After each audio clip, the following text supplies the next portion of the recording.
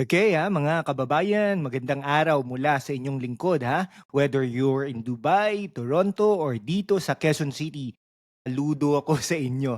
Ngayon, let's talk about the political bomba na nagpapainit sa Senado. Si Senador Ronald Bato de la Rosa sumabog sa galit dahil sa impeachment case laban kay Vice President Sara Duterte. Pero teka, bakit nga ba?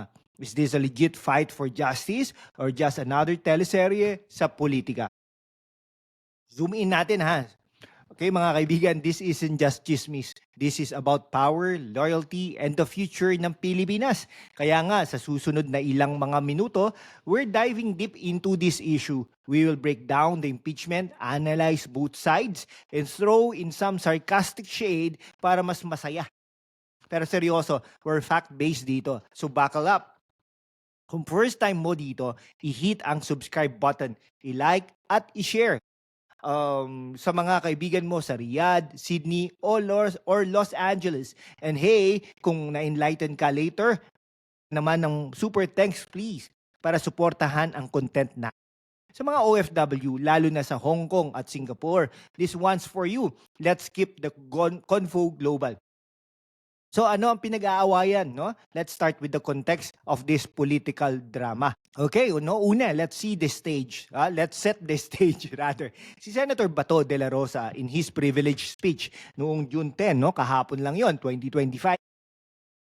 Sa House of Representatives. Sabi niya, how sound are the foundations of this impeachment case? Ouch!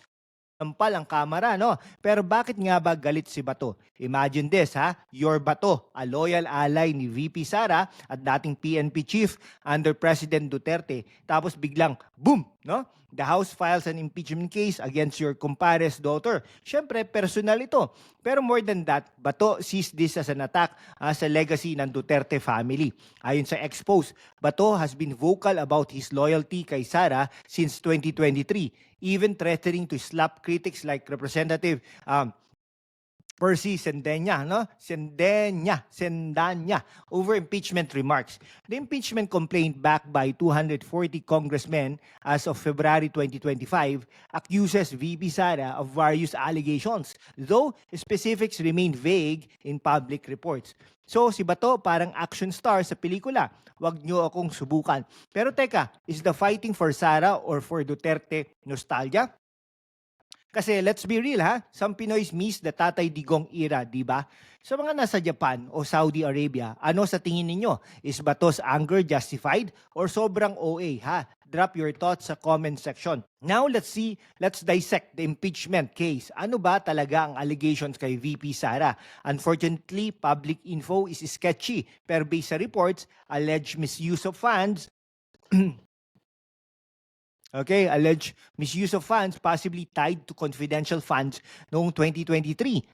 Claims of betrayal of public trust, though details are parang plot twist sa teleserye, hindi pa clear.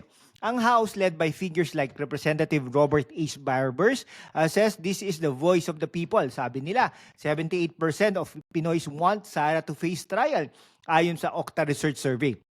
Senator J.V. Ejercito insists the Senate must hear the case, citing constitutional duty.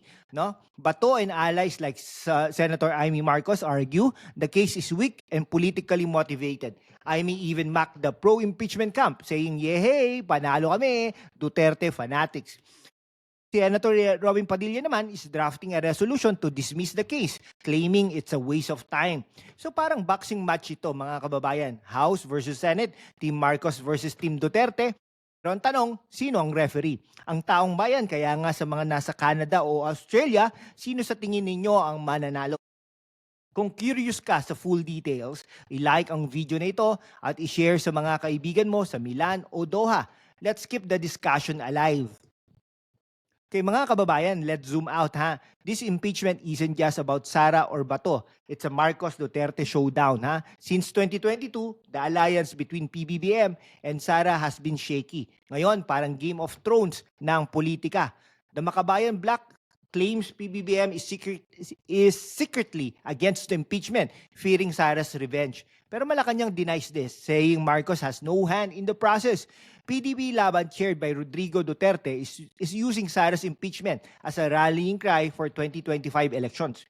Picture this, ha? Si Sara, the VP, is like a chess queen, powerful but under attack.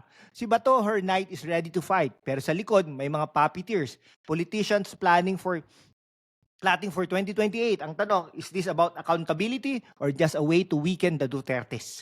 Kung pelikula ito, the title would be Impeachment, the Revenge of the Political Dynasties. Pero seryoso ha, sa mga nasa New Zealand o Germany, do you think this is justice or a power grab? Comment down below. Compare natin sa US politics. Remember ha, Trump's impeachment, same vibe, no? Polarized camps, loyal defenders, and a divided public. The lesson, impeachment is as much about politics as it is about law. Kung gusto mo ng mas maraming ganitong analysis, hit that subscribe button. And sa mga OFW sa Qatar o South Korea, mag-super thanks naman please para suportahan ang content natin. So, ano ang next chapter? Will Sara face trial or will Bato and allies block it? Let's break it down. The Senate needs 16 votes to convict Sara, but only 9 to acquit. But Bato's running for re-election in 20... na po yun. And his loyalty to Sara is a campaign strategy. No? At talaga si Bato po ay nanalo. No? Number 3 po yan. 20 million po ang nakuha niya. No? Sara's camp is framing this as an attack on the Duterte legacy. Totoo po yan. Rallying supporters in Mindanao and abroad. Bato's right to be mad. This could be a witch hunt to derail Sara's 2028 plan. No? The House is a strong case and Sara must face accountability like any other public official. Si Bato, parang bodyguard ni kung gusto nyo siya, dadaan muna kayo sa akin. Pero sa totoo, this is a high-stakes gamble. Kung matalo si Sara, it's a game over for Dutertes. Kung manalo, hello 2028. Sa mga nasa Singapore o France, ano ang prediction? Will Sara survive this? Drop your thoughts sa comment section and don't forget to like and share. Mga kababayan, we've unpacked the drama, the facts, and the chismis behind Senator Bato's anger and VP Sara's impeachment. This isn't just about two politicians, in two politicians. It's about us, the Filipino people. Are we okay with political dynasties fighting for power? Or do we demand real accountability? Okay, Bato's loyalty to Sara is unwavering, but his anger reflects deeper tension sa Marcos Duterte reef. The impeachment case is a mix of legit concerns and a political maneuvering. The 2025 elections will be a referendum on this drama. Kayo ang magdesisyon. Kung na-enjoy mo itong deep dive, i-hit ang subscribe button, i-like at i-share sa mga kaibigan mo sa Abu Dhabi, Sydney, or Davao City. Let's keep the convo going sa comment section. Anong take mo sa issue? And sa mga OFW sa Italy, Japan, or Canada, ng super thanks to keep this channel alive. Salamat at magkita-kita ulit tayo sa susunod na video.